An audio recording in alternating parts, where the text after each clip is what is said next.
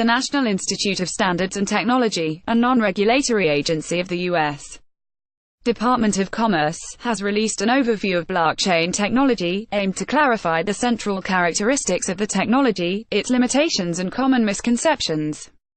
The document targets beginners to blockchain, specifically organizations considering adopting the technology, and those trying to move beyond the hype surrounding blockchain.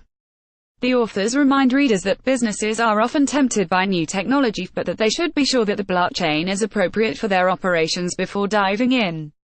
A company's IT managers need to be able to say, "We understand this," and then be able to argue whether or not the company needs to use it based on a clear understanding, said Dylan Yager, computer scientist and one author of the report. The report identifies the most common misconceptions about the blockchain as relating to control, identity management and trust, explaining that, although the blockchain is decentralized and no central institution controls it, developers, as the creators and maintainers of the system, do exercise some level of control over the blockchain. Likewise, blockchain lacks control over users' conduct, and only has the authority to execute transaction rules and specifications.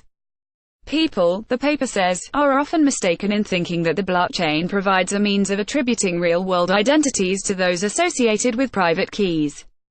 The authors also point out that there is a misconception that blockchains are trustless systems, and say that, in fact, a great deal of trust in the technology, developers and user cooperation is necessary for the blockchain to function.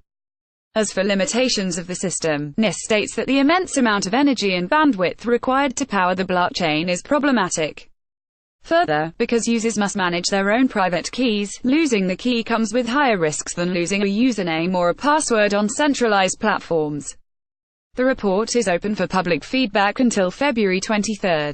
Chain Image via Shutterstock. The leader in blockchain news, CoinDesk is an independent media outlet that strives for the highest journalistic standards and abides by a strict set of editorial policies.